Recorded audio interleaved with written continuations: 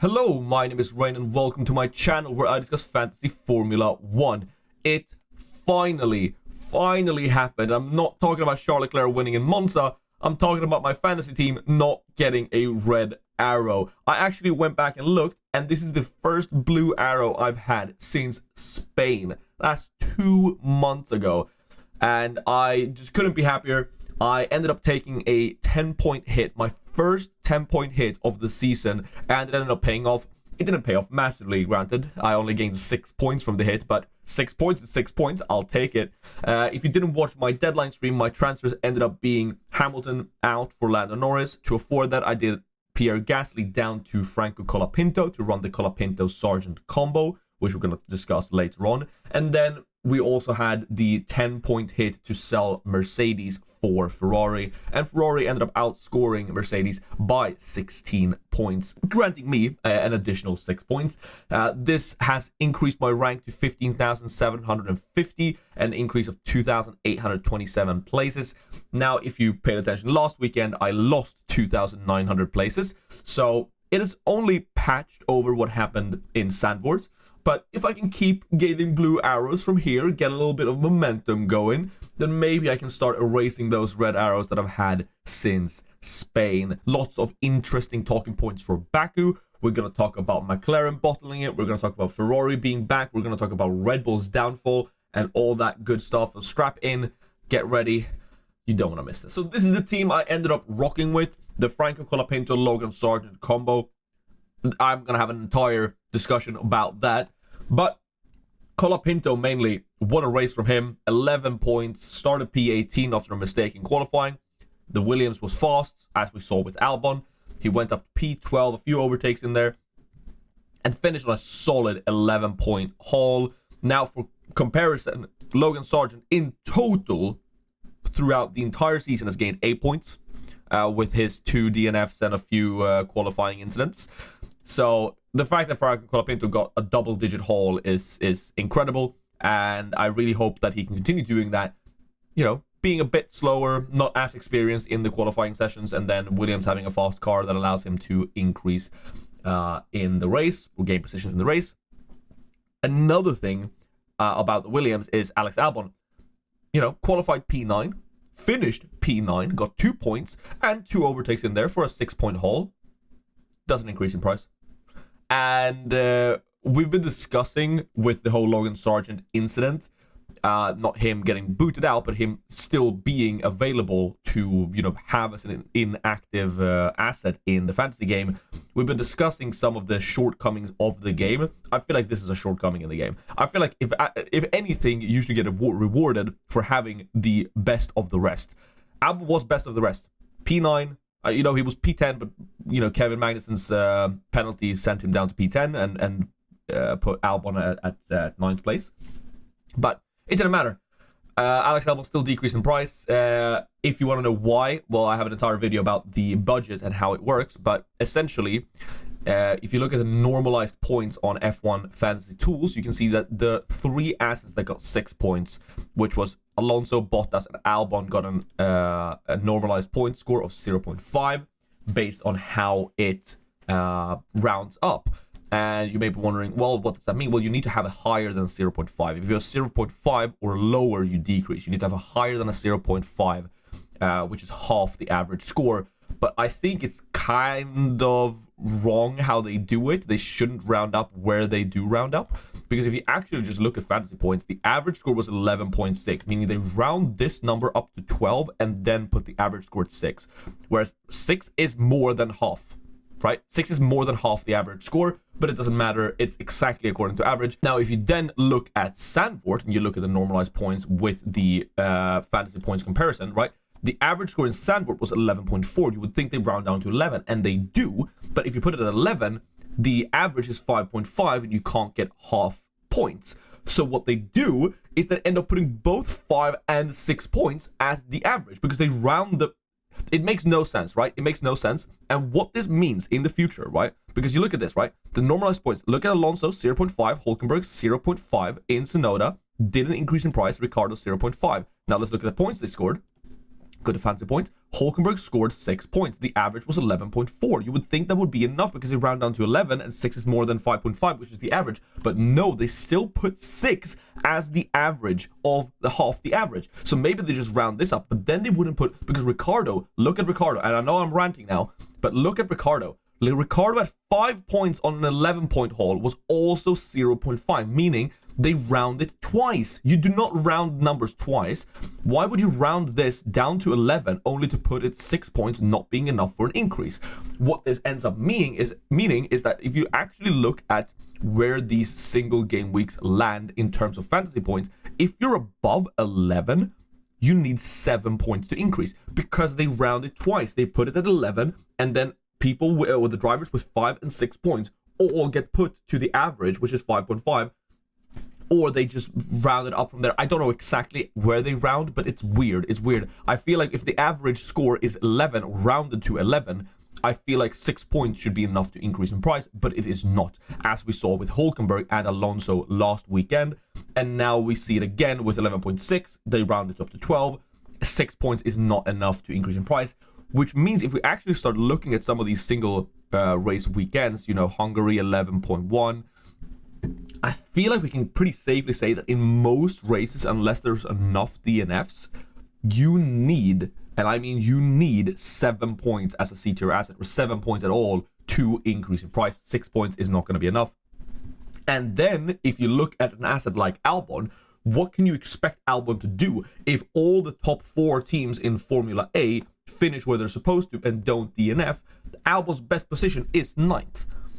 And if he starts 9th, he needs 3 overtakes. And he got to really unlucky. He could have had 1 more if he had not been on a different strategy. But I don't know. I just think the way it works and the difference between a 0.5 million increase and a 0.1 million decrease with these assets is too great. There should be a scale. First of all, this entire system, I think, is kind of bad. That the fact that, you know, 1 point between 6 and 7 is the difference between 0.6 million in value. I do think it should be on a scale. I think you should be able to increase 0.1 or 0.2 or 0.3 or 0.4 depending on how many points you score, and it should be based on the average. So, for example, Colapinto with 11 points could have had an even greater increase in price if, you know, that's what we go off, or Capita or something. You know, maximum 0.5 million increase in a weekend, but it can be anywhere from negative 0.5 to plus 0.5 for the C tiers, for example. Something like that to just fix this issue, right? It feels weird that the best of the rest, Alex Albon, did not increase in price. So owners did not get rewarded. Yes, you got 6 points, but, you know, you cannot afford to change him to someone else later on. If he had increased in price, there's a team I could have built with that price increase that I now cannot. But, you know, so it's just really, really, really, really unfortunate. And it's another shortcoming of the game, in my opinion, how they rounded twice, especially in Sandford, but also just the how the rounding works here, and just the difference between one C-tier asset and the next for just a 1 point difference. So, short rant about that. Let's talk about McLaren then. All right, so McLaren, wow, what a bottle. We gotta stop making. I know we've been making Ferrari clown memes since that 2022 season, and rightfully so. They did clown it up, but I feel like McLaren are worse. I feel like McLaren has surpassed Ferrari, and they need to actually get their together. You know, they need to stop this papaya rules thing and focus on winning both championships, because they have the car to do so. And the fact that Mercedes and Ferrari have won as many races as McLaren this season, that's a crazy stat, is unbelievable. And McLaren threw away a 1-2. And now I've seen a lot of discourse online. I think Oscar Piastri did what Oscar Piastri was allowed to do according to the papaya rules, but it was wrong. They should not have allowed him to do that. Was the move amazing? Yes. Is Oscar a racer and should go for it? Yes. But McLaren should step in and say, don't fight on lap 1. If Norris gets a bad start and you just pass him into turn 1, that's one thing. But don't make that launch into turn 1, risking both of your drives, and ended up that 1-2 was lost with Oscar's move. Oscar's move was amazing. in a vacuum, Oscar's move was probably one of the moves of the season.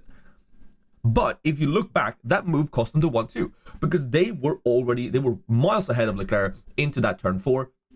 They could keep going. Leclerc did not get a great start. Russell got an even better start, but obviously went off from Oscar defending, which was a great move by Oscar. So the McLaren team, not even the drivers, right? Well, Norris has to get better into lap 1, sure, but in terms of the drivers, I don't think the drivers are doing anything wrong. It's just the team, and the team needs to sort it out because they're at this rate they're going to lose both championship. And now I still think they're going to win the constructors, just based on Red Bull being awful. But I do think they lose the drivers' championship. I do think Max takes it with Ferrari in the mix, with Red Bull potentially being back come America. I do think this will end up costing McLaren the drivers' championship. And I heard it was Buxton who said, and I agree with it wholeheartedly, like, when Lando let Oscar pass in Hungary, they guilt-tripped him to death with, you need the team, you need Oscar. Well, Lando needed the team and needed Oscar this weekend. Now, if, they had pulled off from lap 1, been on lap 30, and there was a fight for the win, sure, papaya rules, no touching, race fair, but you're allowed to race. And I think that's fair. Right? If Oscar Piastri can pass him in a DRS zone with a safe move from Lando, screwing his tires over, Oscar Piastri deserves to win. But making one of those moves on lap 1 literally left Ferrari back into it, and it ended up costing them the race. Then they ended up making the mistake by pitting Piastri. I understand pitting Lando 100%. Lando, his tires were bad. You pit him, he can chase. But then pitting Piastri, that gives Ferrari the opportunity to go long.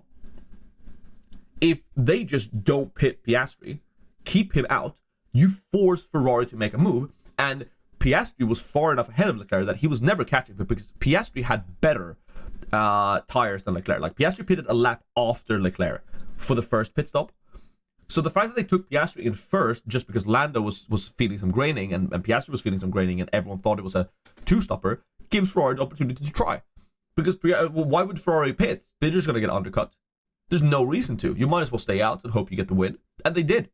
Fantastic race by Leclerc. I thought it was Sainz who was going to go long after he stayed out a couple extra laps, but Leclerc's gap was just big enough and Piastri could not catch him. And that's entirely on McLaren as well. Like, there's no reason to pit Piastri there. He has better tires than Leclerc by 1 or 2 laps. You could literally just keep Piastri out until Leclerc pits and then pit 1 lap after. It's not like Leclerc's going to undercut you by 5 seconds. So, I don't know. It's a travesty what McLaren did, and running triple McLaren, obviously that hurt my point score. But seeing that I had Ferrari as well, it's slightly mitigated. Lando getting the fastest lap really saved me, I think. And going forward, the amount of criticism that McLaren are getting, I do think they're going to start getting their act together. What that means, I don't know, but they have to start using team orders. They have to if they want to win the Drivers' Championship, and it might already be too late. But I wouldn't be surprised if we see that in the future, because I don't think Piastri has a chance of catching Verstappen in the Drivers' Championship. I think it is Norris that has the chance, and then they need to give Norris the chances.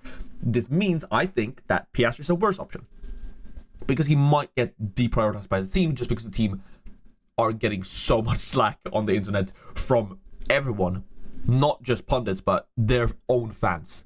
Go to McLaren's Instagram, by the way, and just check the comments. It's not a single positive comment, and the fact they celebrated the double podium 2-3 is embarrassing. Like, imagine Red Bull celebrating a second, third double podium. It feels a bit desperate. I know they're celebrating. The team has not been on top for that long, but that was their race to win. They were 1-2 from qualifying, started P1, P2, and they lost that to Ferrari when they had the faster car. Ferrari did not have the quicker car. So, embarrassing for McLaren. I think Lando Norris becomes more of an option, but less of a driver of the day option, because if he gets let past, team ordered, he's not likely to get driver of the day. And I feel like the amount of just bad press that's on McLaren right now is heavily decreasing their driver of the day favorability. I think Piastri can still get it if he wins on his own accord without any team orders. I think Piastri can take a driver of the day if he wins. I think if Lando wins, it's not even guaranteed that he gets driver of the day anymore, which is crazy to say. The driver of the day king is officially dead. Maybe not yet, but we'll see. When Lando Norris gets driver of the day when Lando Norris wins a race without getting driver of the day, you know it's over. You know it's over. But he's still gonna be a good asset, and I still think I'm going to stick with Lando Norris as my DRS booster driver for the foreseeable future. But let's talk about Ferrari, right? Ferrari, they're back. How back are they? I don't know. Fred Vasseur thinks they can challenge for the constructor's title. Maybe if McLaren continue being clowns, but they do look better than Mercedes, and I'm happy to have Ferrari, for the next few races. Ferrari were really, really good in Monaco, and I suspect them to be pretty good in Singapore as well. You then have Baku, who is in some ways similar to Monza with its high speed. We'll see if Ferrari, can pull out similar pace there. So I suspect Ferrari to be good both in Baku and in Singapore. So I'm happy to keep Ferrari for now. I'm happy to keep McLaren. The only real asset, and I have 2.9 million in the bank, the only real assets out of my point scoring ones is not a C-tier asset that I would even consider getting rid of is Oscar Piastri. And that would be for Charles Leclerc. Charles Leclerc is at 24.9 million, meaning he is 0.1 million away from being an A-tier asset. He increased 1 million in Monza, so congrats to all the owners who had him. But I might go for a Lando Norris Leclerc combo in Azerbaijan if it looks like Ferrari's still up there fighting for those podium finishes. It's not a move I have to make, but it's a move I could make. Now, if Alex Albon had ended up increasing in price, this could have ended up being a different driver. But I can still get Hülkenberg in here if I think Hülkenberg is the best C-tier option. Obviously, he didn't do that well in Monza, but you saw the pace of the Haas. Kevin Magnussen did really well. And speaking of Kevin Magnussen has been banned for the Azerbaijan Grand Prix after being penalized for the clash with Gasly in Monza.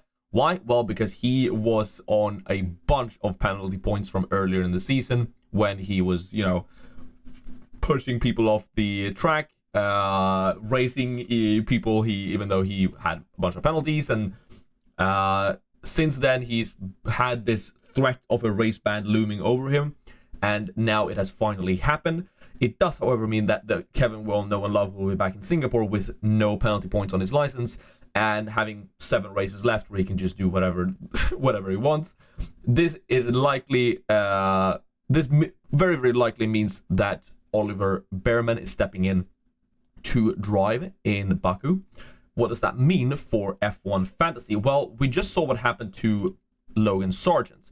Logan Sargent, inactive, just getting 0 points. This is going to be Kevin Magnussen in Baku specifically. I don't know if it already says. No, they haven't updated it. But Kevin Magnussen, if you have him, is an inactive driver for Baku. Now, you might think that's great. Not really. Logan Sargent is an amazing inactive driver because of how cheap he is. Him being at 4.8 million and being inactive is a cheat code because it allows you to upgrade the assets where you get the points. Kevin Magnussen is 12.8 million. By the way, increasing in price again. He's increased in price in like 13 out of 16 races this season. Unbelievable consistency from Kevin when it comes to F1 Fantasy. All of us should have had him this entire year. I think he's going to go down as the best asset of the season. And the fact that I've not had him for most of the season is probably my biggest mistake. The small mistakes I've done over the course of the season, like selling Lando before Zandvoort, that's just a really, really unlucky beat, right? But not having Kevin for the entire season, I've had him for spells, right? But I should have had Kevin the entire season. I've not. He increased the price again, but at 12.8 million, I do think you sell him.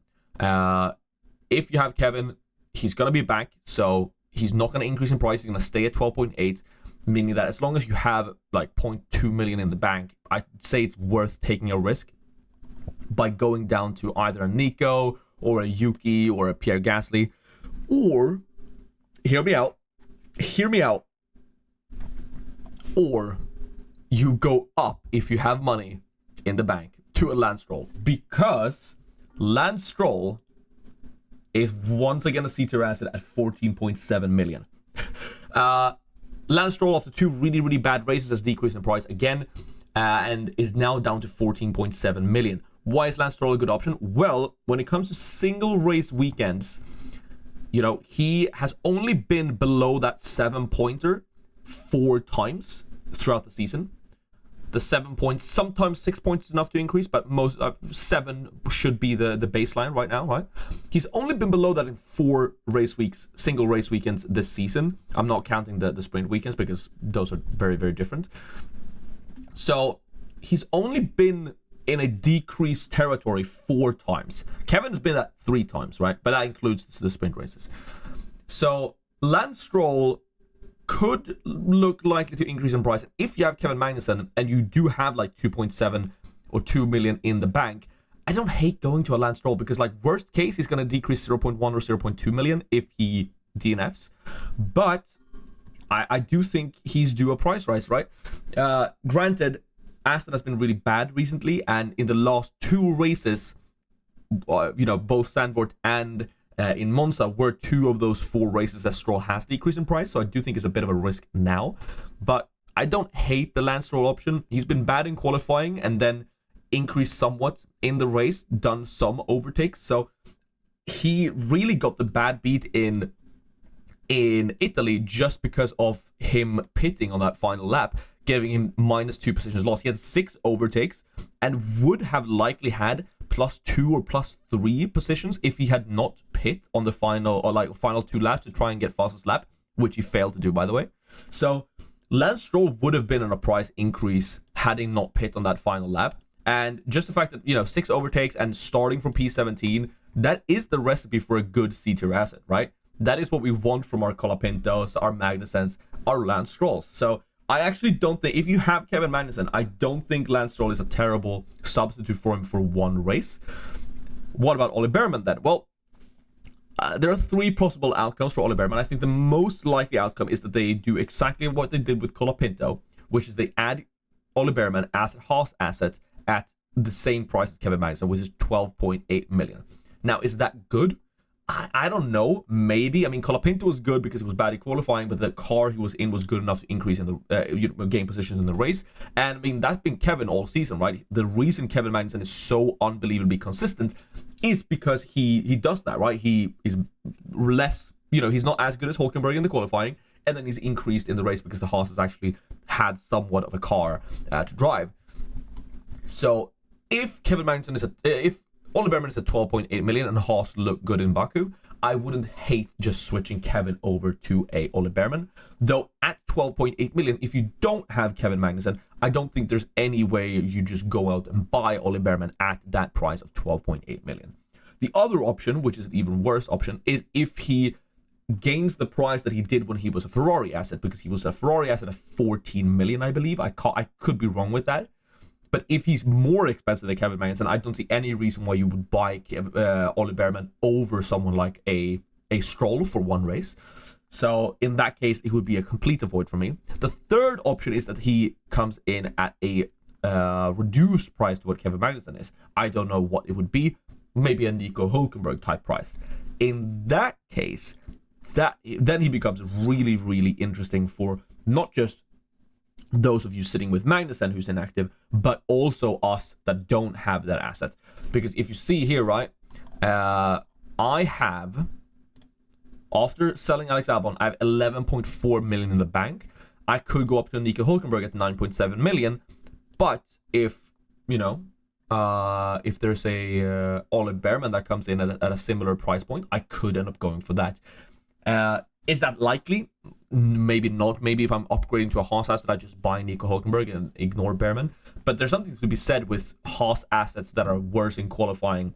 And I mean, Nico paid the price in Monza.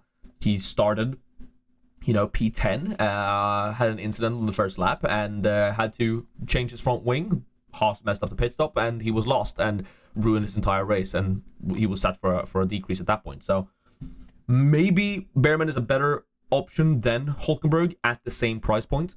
We'll just have to wait and see. When Bearman drops, I will make a video about it, talking more in depth about it. But that's about it for the Haas assets, and also a little cheeky bit about Lance Stroll being at 14.7 million. Because of the budget and strategy that I'm on, I'm very unlikely to go for either of that. If I'm changing Piastri, it's upgrading him to Charles Leclerc, more expensive, spending money there, and I'm not likely to change Logapinto or Sargent anytime soon. They're probably staying for the rest of the season. I'm also not going to downgrade Ferrari to Mercedes at this rate, especially not if I just brought them in for a -10. So there's a lot of ifs, and if you're at a higher budget than I am, or if you're running, or maybe if you're at a lower budget than me, and you've just locked into running George Russell, because he's much cheaper, then you have a lot more money in the bank. And if I were to run something like Lando Norris, George Russell, I could begin to fit a Kevin Magnussen into the team. So, I mean, I don't hate this as an option if Mercedes bring an upgrade that makes them compete with Ferrari again. Now, that's all speculative, going even further than Azerbaijan. But for Baku and Azerbaijan specifically, what am I likely to do? Well, I have 2 free transfers, and I'm very likely to save them. I really, really like my team. There's nothing I have to do. Again, I could bring in Charles Leclerc. I could change Alex Albon to a Nico Hulkenberg. And if I'm making any moves... I don't know why it keeps doing that. I'm not clicking anything. This is a pretty likely 2 transfer move that I could make, but if Williams still looks strong and look likely to be fast on that long straight in Baku, I might just keep Alex Albon so that I have 3 transfers going into Singapore. Now, this wouldn't be a proper video if I didn't address the Colapinto Logan Sargent issue, so to say. I've seen a lot of it on Twitter, and if you're on F1 Fantasy Twitter, you've definitely seen it too. This does not feel great. Let's be honest. I don't think this is in the spirit of the game. Or what should be allowed.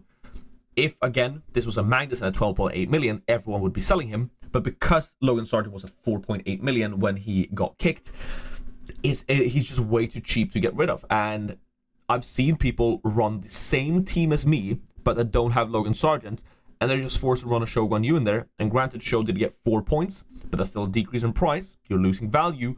You can't upgrade him ever, and he is a DNF risk. And maybe Logan Sargent will end up being worse than a Shogun Yu at the end of the season, but because those negative swings are so big, I'd rather not risk it, right? If Shogun Yu does not DNF for the rest of the season, with 8 races remaining, yes, Shogun Yu is going to be a better option than Logan Sargent, obviously, but 1 DNF and suddenly he has to earn a lot of points to make that money back, to make those points back. And I mean, looking at Show total this season, he has 30 points, which is pretty decent. And if that's 16 races, 8 races to go. We're 2/3 through the season. That's say he gets 15 points between now and the end of the season. That's good. If he gets 15 points, that's better than Logan Sargent in active. But he could also just as well he could also just as well get 2 DNFs, and suddenly he's not getting those 15 points that I'm expecting. And do I really upgrade a Logan Sargent to a Shogun Yu for 15 points when I can upgrade Oscar Piastri to Leclerc and Alex Albon to Hulkenberg? So the money in the bank is important, because upgrading to a Shogun Yu, that costs me money. That costs a lot, and it's something that I could see myself doing if we get close to the end of the season and I have money in the back and there's no moves I want to make that I can't already afford.